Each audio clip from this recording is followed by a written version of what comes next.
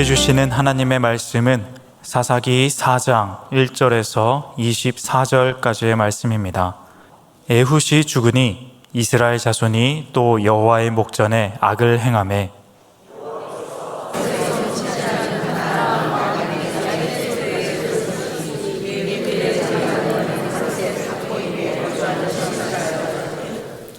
야빈 왕은 철병거 900대가 있어 20년 동안 이스라엘 자손을 심히 학대했으므로 이스라엘 자손이 여호와께 부르짖었더라.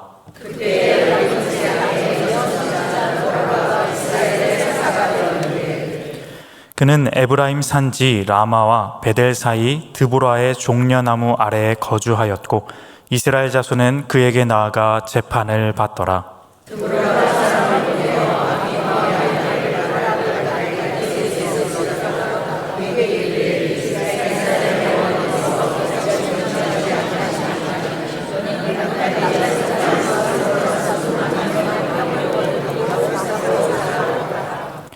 내가 야빈의 군대 장관 시스라와 그의 병거들과 그의 무리를 기손강으로 이끌어 내게 이르게 하고 그를 내 손에 넘겨주리라 하셨느니라.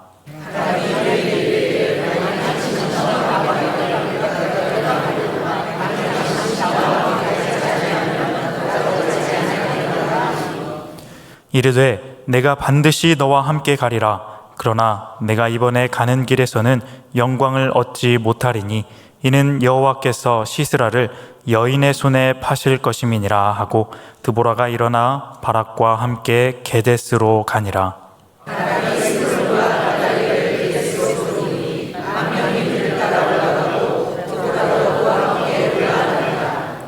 모세의 장인 호밥의 자손 중 겐 사람 헤벨이 떠나 게데스에 가까운 시아나님 상수리 나무 곁에 이르러 장막을 쳤더라.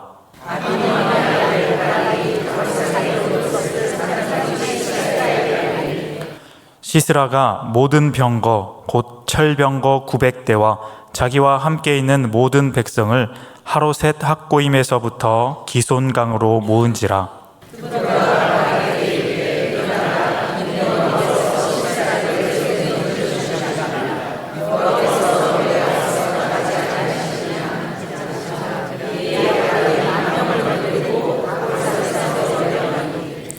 여호와께서 바락 앞에서 시스라와 그의 모든 병거와 그의 온 군대를 칼날로 혼란에 빠지게 하심에 시스라가 병거에서 내려 걸어서 도망한지라.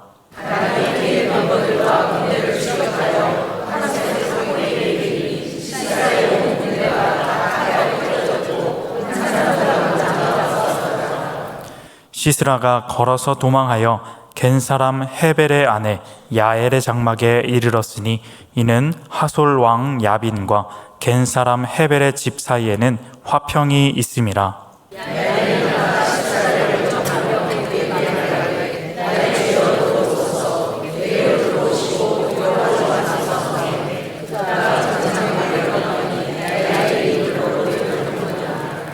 시스라가 그에게 말하되 청하노니 내게 물을 조금 마시게 하라. 내가 목이 마르다 하매 우유 부대를 열어 그에게 마시게 하고 그를 덮으니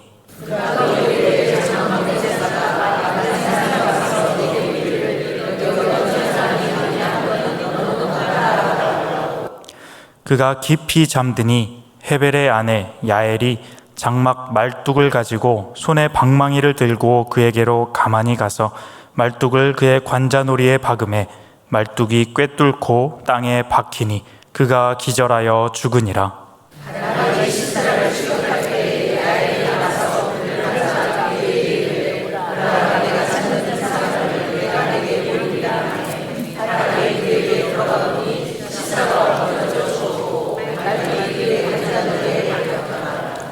이와 같이 이날에 하나님이 가나안 왕 야빈을 이스라엘 자손 앞에 굴복하게 하신지라. 이스라엘 자손의 손이 가나안 왕 야빈을 점점 더 눌러서 마침내 가나안 왕 야빈을 진멸하였더라. 아멘.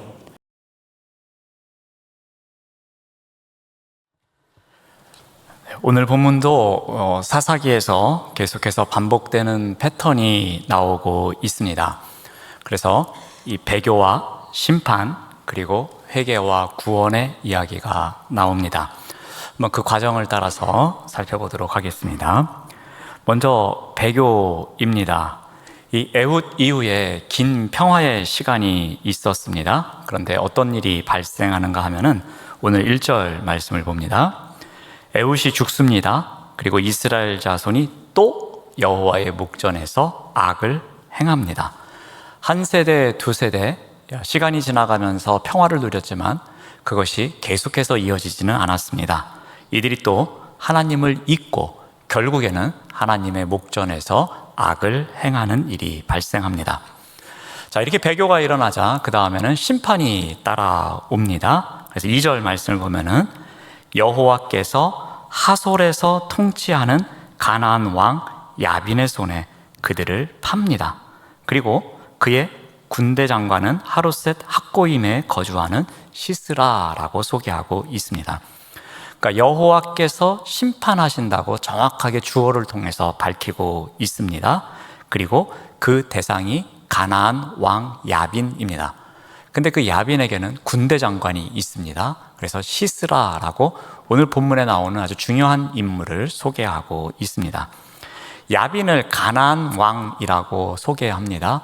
가나안에 있는 여러 왕들 가운데서 대표격인 왕인 것 같습니다.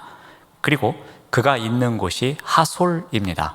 그러니까 갈릴리로부터 이 다메섹으로 올라가는 길, 그 길에 있어서 중요한 길목에 있는 곳입니다. 그러다 보니 북쪽으로부터 오는 문화를 빨리 받아들이는 곳입니다. 그 당시에 어떤 전쟁의 혁명을 가져온 철기 문명을 이들이 먼저 받아들였던 것입니다. 그래서 이 철기 문명을 갖고 있는 강력한 성읍, 이곳이 하솔이었습니다. 자, 철기 문명을 가진 이 야빈에게 강력한 무기가 있었음을 소개합니다. 그래서 그 다음 말씀을 보시면은 야빈 왕은 철병거 900대가 있어서 20년 동안 이스라엘 자손을 심히 학대했다라고 기록하고 있습니다. 그러니까 철병거 900대, 이것을 이용해서 무려 20년 동안 엄청난 학대가 있었음을 가르쳐 줍니다. 가장 중요한 무기, 철병거 900대를 이야기하고 있습니다. 철로 만든 칼도 감당하기 힘든 청동기 문화에 있는 이스라엘 백성이었습니다. 그런데 철로 만든 칼도 아닌 병거, 병거라 그러면 여러분들이 아마 로마 시대 배경이 되는 영화를 보셨으면은 말 한 마리나 두 마리가 끌고 가는 이렇게 수레 같은 거 있지 않습니까? 그래서 거기에 병사가 몇 명 올라타서 창으로 공격을 한다든지 그런 것을 병거라고 합니다. 그러니 그 무기를 통해서 엄청난 압제가 있었음을 나타내고 있습니다. 지금까지는 그냥 조공을 바치는 정도였습니다. 그런데 이제는 심한 학대라는 표현을 통해서 이제는 이전과는 좀 달라진 분위기다라는 것을 보여주고 있습니다. 자, 이렇게 심한 학대가 이어지자 이스라엘 백성들은 어떻게 합니까? 이제 회개의 과정이 옵니다. 그래서 3절 말씀을 보면은 이스라엘 자손이 여호와께 부르짖었더라라고 기록하고 있습니다. 그러니까 압제의 고통을 겪으면서 이스라엘 자손이 이제 여호와께 부르짖는 장면이 나옵니다. 기억은 잘 나지 않으시겠지만 처음에 메소포타미아 왕에게 이 8년이 지나서 부르짖었다는 표현이 나왔습니다. 그 다음에 모압 왕에게는 18년이 지난 다음에 부르짖었습니다. 근데 이제는 야빈 왕에게는 20년이 지나서 부르짖었다고 합니다. 이렇게 숫자가 점점 늘어나는 것을 통해서 이제는 이스라엘 백성들이 죄에 대해서 좀 무뎌진 것, 그리고 마음이 강팍해진 것을 나타내고 있습니다. 그럼에도 불구하고 20여 년 동안 잘 깨닫지 못하다가 이제 진짜 못 살겠다, 그래서 하나님 살려주십시오 하고서 부르짖고 있습니다. 자, 이제 마지막 단계가 구원입니다. 그런데 이 구원의 이야기에 오늘은 두 명의 여인 이야기를 통해서 나타나고 있습니다. 달리 말하면 어찌 보면 이 여인 천하라고 보시면 되겠습니다. 자, 4절 말씀을 보면은 한 여인에 대한 소개가 나옵니다. 자, 그때에 라피돗의 아내 그리고 여선지자 드보라가 이스라엘의 사사가 되었다라고 합니다. 드보라라는 한 사람을 구원자로 세웠다고 성경은 기록합니다. 자, 이제 우리가 사사를 통해서 보는 것은, 사사는 전쟁을 통해서 백성을 구원하는 구원자였습니다. 그러면 전쟁에 앞장서서 뭔가를 이렇게 사람들을 이끌고 나아가는 사람, 그러면 좀 힘센 장수, 그리고 뭔가를 좀 전략적으로 잘 세워서 상대방을 제압할 수 있는 그런 훌륭한 전략가, 그런 사람이 나와야 되는데, 오늘 본문의 주인공은 여성이 나오고 있습니다. 그래서 힘센 장수와 같은 남성이라는 고정관념을 깨트리기 위해서 여성이라는 것을 2번이나 사용해서 강조하고 있습니다. 그래서 아내라는 표현, 여선지자라는 표현, 2번의 여성이라는 것을 나타내고 있습니다. 자, 드보라는 선지자라고 합니다. 선지자는 하나님의 말씀을 받아서 전하는 자입니다. 그러니까 전쟁을 어떻게 해야 될지, 그리고 백성들이 어떻게 살아가야 될지 그 하나님의 말씀을 받아서 그대로 행동으로 옮기는 자, 그 자가 선지자인데, 이번에는 여성 선지자라고 말합니다. 또한 라피돗의 아내라고 합니다. 이것은 2가지 표현으로 우리가 접근을 할 수 있는데요. 하나는 남편 이름이 그냥 라피돗입니다. 라피돗이라는 사람의 아내, 그래서 여성임을 나타냅니다. 자, 그런데 이 라피돗이 담고 있는 의미가 횃불 또는 불꽃이라는 뜻이 있습니다. 그래서 횃불의 여자라는 뜻이 담겨져 있습니다. 그래서 이 2 내용을 종합해 보면, 이 라피돗의 아내라는 의미는 라피돗이라는 사람의 아내인 이 한 여인이 마치 그 시대에 횃불을 들고 그 시대의 등불 역할을 하는, 그래서 그 시대의 구원자 역할을 하는 그런 사람이다라는 것을 나타내기 위해서 이 라피돗의 아내라는 표현을 사용하고 있습니다. 자, 그런데 이 사사가 무슨 일을 했는가 하면 5절 말씀을 보면은 드보라의 종려나무 아래에 있습니다. 그리고 그곳을 찾는 사람들에게 재판을 열었다고 성경은 기록하고 있습니다. 그러니까 종려나무 이름이 드보라의 종려나무입니다. 그러니까 이 드보라가 그곳에 하루 이틀 있었던 건 아닌 것 같습니다. 오랜 시간 그곳에 머물면서 아마도 그 지역의 사람들에게 사사로서의 역할을 감당했기에 드보라의 종려나무라는 표현을 사용하지 않았을까 생각해 봅니다. 자, 사사 드보라 여성입니다. 그리고 선지자입니다. 그러다 보니까 영적 권위가 있는 사람입니다. 그리고 백성을 다스리는 정치적 지도자입니다. 더군다나 사법적 권위를 갖고 있는 재판하는 사람이었습니다. 그러니까 어떻게 보면 종교적, 정치적, 사회적 지도자 역할을 하는 사람, 그 사람이 바로 이 시대의 한 여성 드보라였습니다. 자, 그런데 이 드보라가 이제 전쟁을 준비합니다. 아무리 뛰어난 드보라라고 하더라도 전쟁에는 직접 나가기는 조금 머뭇거렸던 것 같습니다. 그래서 이 바락이라는 자신을 대신해서 싸울 만한 장수를 스카우트해 옵니다. 그래서 6절 말씀을 보면은 이스라엘의 하나님 여호와께서 이같이 명령하지 아니하셨느냐? 너는 납달리 자손과 스불론 자손 10,000명을 거느리고 다볼산으로 가라라고 합니다. 꼭 군대 장관은 아니지만 이 드보라를 도와서 전쟁을 할 사람 바락을 불러와서 그에게 하나님께서 이렇게 말씀하셨다 하면서 여선지자로서 말합니다. 그리고 정치적 권위를 갖고서 너는 다볼산으로 이 10,000명의 군사를 데리고 갈 것을 명령합니다. 근데 이 명령으로 끝나지 않고 드보라는 하나님께서 약속해 주신 내용을 곧바로 언급합니다. 그 내용이 7절에 나오는데 보시면은 내가 야빈의 군대 장관 시스라와 그의 병거들과 그의 무리를 기손강으로 이끌어 내게 이르게 하겠다. 그리고 그를 내 손에 넘겨 주겠다라는 하나님의 약속을 곧바로 알려줍니다. 그러니까 바락이 할 일은 딱 한 가지입니다.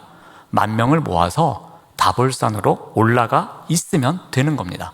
그러면 하나님께서 그 다음에 이 시스라를 비롯한 철병거와 그의 군사들을 이 기손강으로 모으겠다고 그 약속의 말씀을 하십니다. 그리고 그곳에서 하나님의 방법을 통해서 그들을 시스라의 손에 맡기신다라는 약속의 말씀이었습니다. 자, 이 표현을 보면은 이 전쟁은 여호와의 전쟁임을 분명히 선포하고 있습니다. 바락은 단지 이 하나님의 명령에 따르기만 하면 여호와께서 이 전쟁을 끝내실 것임을 말해주고 있습니다. 자, 그런데 이 바락이 어떻게 합니까? 이 드보라에게 당신이 함께 가면 내가 가고 그렇지 않으면 안 가겠습니다 라고 말합니다. 어떻게 보면은 불신의 표현입니다. 당신이 지금 하나님의 말씀이라면서 하나님의 약속을 저에게 알려주셨는데 제 상식으로는 도저히 이해가 안 됩니다. 제가 만약에 10,000명을 데리고 다볼산에 올라가면 그 소식이 야빈 왕에게 전해질 것이고, 그러면 시스라를 통해서 이 기손강으로 와서 그 산을 포위하고 우리를 협공할 텐데, 그러면 우리는 도간에 든 쥐꼴이 될 텐데 어떻게 그 산에 올라가겠습니까? 이거는 조금 전략적으로 문제가 있는 작전입니다. 그렇게 받아들였을 것입니다. 성경에는 정확하게 기록하고는 있지는 않지만 아마도 그렇게 이야기하면서 나는 갈 수 없다. 그런데 만약에 당신이 같이 간다면 그러면 제가 가보겠습니다. 당신을 통해서 하나님께서 이렇게 분명히 말씀하셨으니까 그래도 뭔가는 있을 것 같으니 당신이 우리에게 그 하나님의 약속의 말씀에 징표가 되어 주십시오 라는 의미로 바락은 이 드보라에게 함께 갈 것을 이야기합니다. 자, 드보라는 대뜸 그래 같이 가겠다 라고 말합니다. 그래서 9절 말씀을 보면은 내가 반드시 너와 함께 가겠다 라고 말합니다. 자, 그런데 여호와께서 그 시스라를 여인의 손에 파실 것이다 라고 말씀합니다. 조금 전에 약속은 시스라를 그 바락의 손에 맡기신다고 하셨습니다. 자, 그런데 지금 바락이 조금 불순종하는 모습을 보이자 곧바로 대상이 바뀝니다. 한 여인이 더 있음을 이야기합니다. 여기서 나오는 한 여인은 자신도 아닙니다. 다른 여인이 있음을 알려주고 있습니다. 자, 이제 전쟁이 시작됩니다. 그래서 바락이 드보라의 명령대로 이 10,000명을 모아서 게데스로 갑니다. 그리고 그 다볼산에 올라간 것 같습니다. 그리고 이 소식이 시스라에게 전해졌을 겁니다. 아마도 이 정보를 캐내는 또 군사들을 보냈기 때문에 아마 쉽게 이 10,000명의 사람들이 이동할 때에 그 움직임이 아마 또 발각이 되지 않았을까 생각합니다. 자, 그러자 시스라가 어떻게 하는가 하면은 우리 4장 13절 말씀을 봅니다. 시스라가 모든 병거 곧 철병거 900대와 자기와 함께 있는 모든 백성을 하롯셋 학고임에서부터 기손강으로 모았다라고 기록하고 있습니다. 자, 하나님께서 약속하신 대로 지금 이 시스라와 그의 군사들이 기손강으로 모이고 있습니다.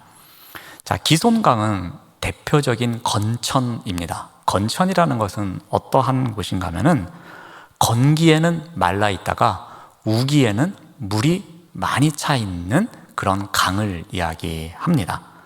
자, 그런데 시스라는 절대로 바보가 아닙니다. 지금 건기이기에 우리가 기손강으로 가도 전혀 문제가 없을 거라는 확신이 있었기에 기손강으로 간 겁니다. 그러니까 이 무렵에는 비가 올 리도 없고 비가 오더라도 살짝 오다가 말아서 우리가 기손강에 가서 진을 치고 있더라도 전혀 문제가 없을 것이라는 확신이 그에게 있었던 것입니다. 그래서 다볼산을 포위하면서 이 기손강에 진을 치고 있었습니다. 자, 그런데 이것 또한 하나님의 작전이었습니다. 바락이 다볼산으로 가면 하나님께서는 시스라와 그의 군대를 기손강으로 모으시겠다고 약속하셨습니다. 하나님은 이 바락의 군대를 미끼로 시스라의 군대를 기손강으로 모으셨습니다. 그곳이 하나님의 덫인지도 모르고 시스라와 그의 군사들은 아주 자신만만하게 이제 이 도가내진 쥐를 잡아야겠다라는 마음으로 기손강에 모였을 것입니다. 자, 이제 모든 준비가 끝났습니다. 이때 새로운 명령이 전달됩니다. 14절 말씀을 봅니다. 드보라가 바락에게 말합니다. 이는 여호와께서 시스라를 내 손에 넘겨주신 날이라. 여호와께서 너의 앞서 나가지 아니하시느냐 하는지라. 이에 바락이 10,000명을 거느리고 다볼산에서 내려갑니다. 이제 본격적인 전쟁이 시작됐습니다. 그런데 여기서 바락의 믿음이 조금은 달라진 게 보입니다. 철병거가 두려운 사람이었습니다. 그리고 이 다볼산으로 가면은 우리가 포위를 당해서 분명히 이거는 백전백패다, 그런 마음으로 와 있었습니다. 근데 갑자기 자 이제 총공격, 그러니까 다볼산에 있던 이 바락과 그의 군사들이 기손강 쪽으로 총공격을 하고 있습니다. 아마도 이때는 우리에게 승리를 안겨주실 것이라는 확신이 있었던 것 같습니다. 자, 그리고 이 전쟁에 대해서 15절에서 한 절에서 간략하게 정리하고 있습니다. 여호와께서 바락 앞에서 시스라와 그의 모든 병거와 그의 온 군대를 칼날로 혼란에 빠지게 하심에 시스라가 병거에서 내려 걸어서 도망한지라. 전쟁 준비는 한참 걸렸는데 이 전쟁은 딱 한 절로 정리를 합니다. 어떠한 과정에 의해서 이러한 일이 생겼는지는 모르지만 아무튼 지금 시스라와 그의 군대는 엄청난 혼란에 빠졌습니다. 그리고 철병거 900대를 버리고 걸어서 도망치기 시작했습니다. 그리고 산에서 내려온 군사들에 의해서 그들은 쫓겨가고 또 몰살을 당하게 됩니다. 다음에 이제 5장을 다루겠지만 5장에서 나오는 이야기가 이러한 결과가 나오게 된 하나님의 방법을 드보라가 찬양을 통해서 소개하고 있습니다. 그 비결은 바로 갑작스럽게 내린 폭우였습니다. 건기에 건천에 폭우가 내린 것입니다. 그래서 기손강에서 진을 치고 있었던 이 시스라와 그의 군대가 당황하기 시작한 것입니다. 이 급류가 시스라의 병거 900대를 덮친 것입니다. 그래서 쉽게 말씀드리면 진흙탕이 되어서 이 병거가 움직일 수 없게 된 것입니다. 바퀴 달린 무거운 병거, 철병거라고 했습니다. 그러니 그 진흙탕에서 도저히 움직일 수가 없었습니다. 그래서 이 주력 군대가 이 병거를 버리고 마냥 우왕좌왕하면서 도망치고 있었던 것입니다. 자, 바락은 도망치는 시스라의 군대를 쫓아가서 이 시스라의 본거지까지 따라가서 그들을 전멸시킵니다. 자, 그 이야기가 나옵니다. 자, 마지막으로 시스라의 행방 이야기를 합니다. 어떻게 보면 야빈의 군대의 상징적인 인물입니다. 군대 장관입니다. 이스라엘 백성들을 압제할 때에 앞장섰던 사람이었습니다. 그래서 마지막으로 이 사람에 대한 이야기를 합니다. 자, 그런데 어떠한 일이 생기는가 하면 17절 말씀을 봅니다. 시스라가 걸어서 도망하여 겐 사람 헤벨의 아내 야엘의 장막에 이르렀으니 이는 하솔 왕 야빈과 겐 사람 헤벨의 집 사이에는 화평이 있었다라고 합니다. 이 겐 사람 헤벨이 살고 있는 그곳은 이 시스라가 자신의 집으로 가는 방향과 반대 방향이라고 학자들이 이야기를 합니다. 아마도 시스라가 나름대로 작전을 짠 것 같습니다. 군사들이 다 저쪽으로 도망가니까 지금 바락의 군사들이 다 따라갑니다. 그러자 시스라는 나름대로 생각하기를, 그래, 나는 반대쪽으로 도망가자. 그곳에 가면 우리 왕과 평화의 관계를 맺고 있는 헤벨이라는 사람이 있지. 그러면 그 집에 가서 어느 정도 숨어 있다가 나중에 상황이 좋아지면 그때 돌아가자라고 생각했던 것 같습니다. 그래서 많은 군사들이 이 시스라의 고향 땅 쪽으로 추격해 가자 본인은 반대 방향으로 향했습니다. 그래서 헤벨의 장막에 이르려고 갔습니다. 근데 성경은 아주 묘하게 헤벨의 집으로 가고 있었는데 그 중간에 누구를 만납니까? 헤벨의 아내 야엘의 장막 앞에 이르러 섰다라고 기록하고 있습니다. 자, 여기에 또 한 명의 여인이 나옵니다. 앞에서 이야기했던 여인의 손, 그 시스라를 맡기는 여인의 손, 그 정체가 여기에서 드러나고 있는 것입니다. 자, 그런데 이 여인이 어떻게 합니까? 18절 말씀을 봅니다. 야엘이 나가 시스라를 영접하며 그에게 말하되 나의 주여 들어오소서, 내게로 들어오시고 두려워하지 마십시오 라면서 잘 숨어 있을 수 있도록 이불로 덮어주기까지 합니다. 시스라는 분명히 헤벨을 만나러 가는 길이었는데 그 중간에 야엘이 개입합니다. 그리고 두 번이나 들어오라고 이렇게 초청을 합니다. 그러면서 마음을 안심시킵니다. 두려워하지 마십시오 라고 합니다. 이때에 시스라가 물 좀 달라고 합니다. 내가 지쳤으니 물 좀 주십시오. 그랬더니 물보다 더 좋은 영양가 있는 우유를 줍니다. 그래서 시스라는 나름대로 안심했을 것입니다. 이 여인의 호의에 대해서 감사했을 것입니다. 자, 그런데 이제 공포 영화가 시작됩니다. 시스라의 태도가 돌변합니다. 갑자기 자신을 극진히 대접해준 이 여인에게 명령조로 바뀝니다.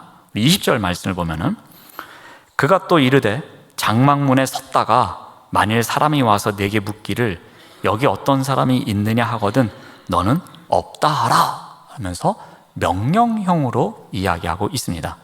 그런데 이 명령형을 문법적으로 분석해 보면 2인칭 남성 명령형을 쓰고 있습니다.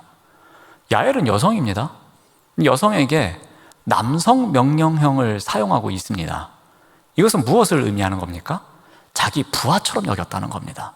자기를 따라다녔던 그 900대의 철병거에 올라타서 아주 천하의 어떤 적이 없는 것처럼 전쟁터에 나갔던 그런 병사들에게 명령하듯이 남성에게 명령하는 명령형으로 이 여성인 야엘에게 명령하고 있었던 것입니다.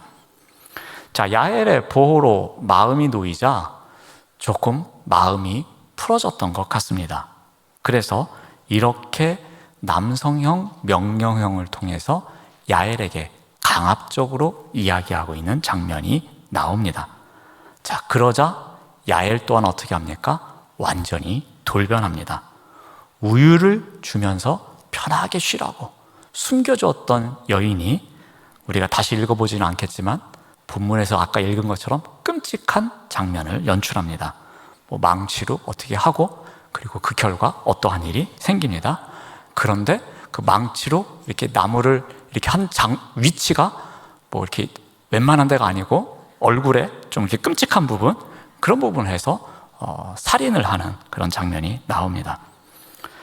자, 왜 이렇게까지 성경이 기록하고 있을까요? 야엘이 드보라의 예언을 성취하고 있는 그 한 여인임을 나타내기 위해서 성경은 이 장면을 아주 리얼하게 기록하고 있습니다. 사사 드보라의 이야기는 이 바락의 의심으로부터 시작되어서 어떻게 전쟁을 이길 수 있을까? 이 방법 가지고는 도저히 못 이길 텐데, 그렇게 했던 전쟁이 이 드보라의 예언했던 것처럼 한 여인에 의해서 마무리가 되어지고 있습니다.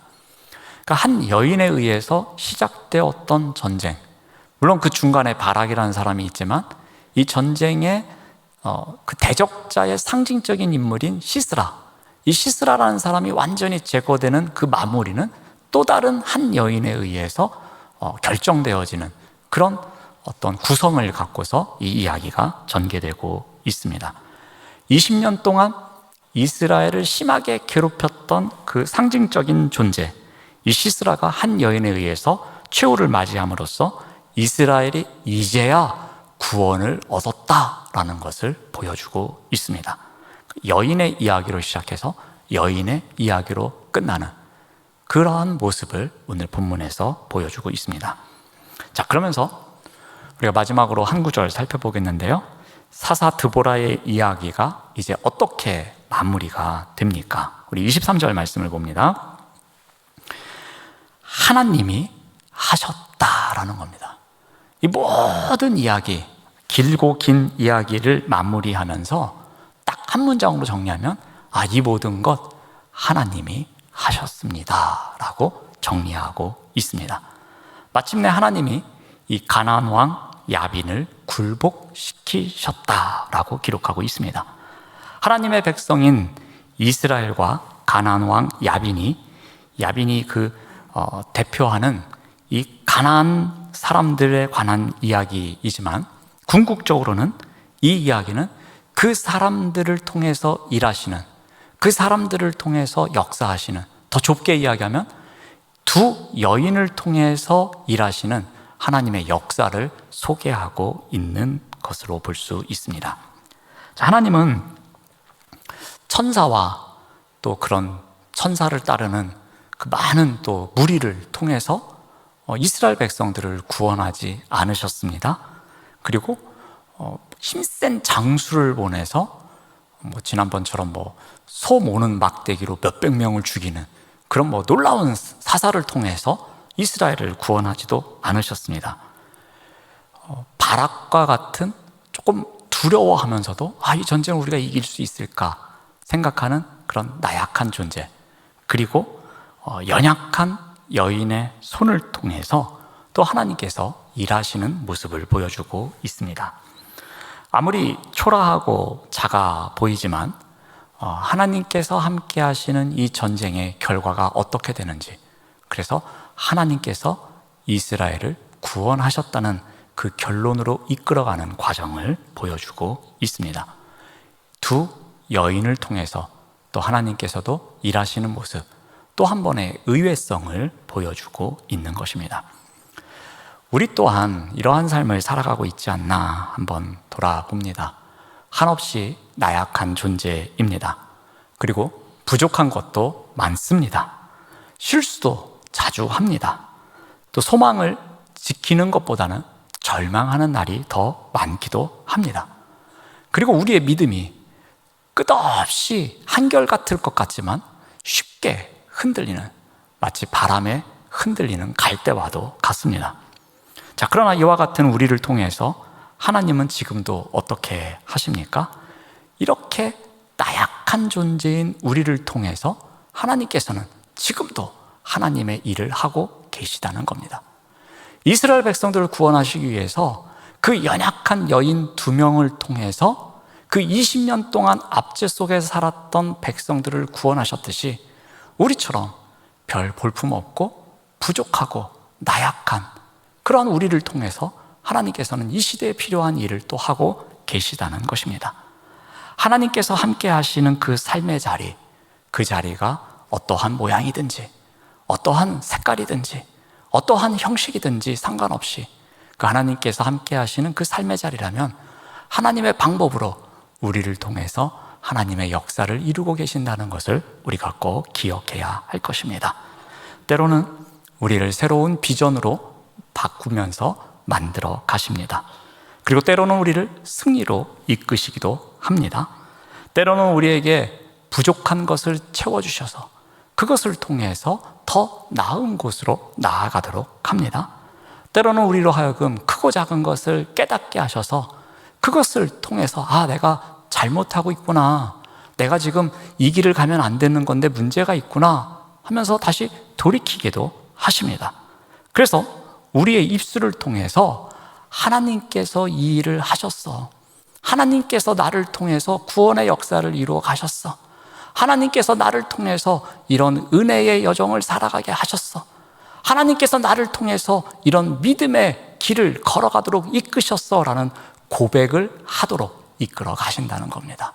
사랑하는 여러분, 우리는 한없이 나약한 존재이지만 우리를 통해서 그러한 역사를 이끌어 가시는 하나님, 그 하나님의 은혜, 그 은혜를 이루신 하나님에 대해서 날마다 고백하며 살아가시길 바랍니다. 그러한 믿음의 고백이 끊이지 않는 믿음의 여정을 살아가시는 우리 모두가 되시기를 바랍니다. 기도하겠습니다. 하나님 감사합니다. 우리는 한없이 나약한 존재입니다. 하지만 우리를 통해 이루시는 하나님의 놀라운 섭리가 있음을 믿음으로 고백합니다. 우리의 삶의 자리 가운데 함께 하시는 하나님의 섬세한 손길이 있음을 기억하며 언제나 그러하신 하나님을 찬양하며 살아갈 수 있도록 인도하여 주시옵소서. 예수님의 이름으로 기도드립니다. 아멘.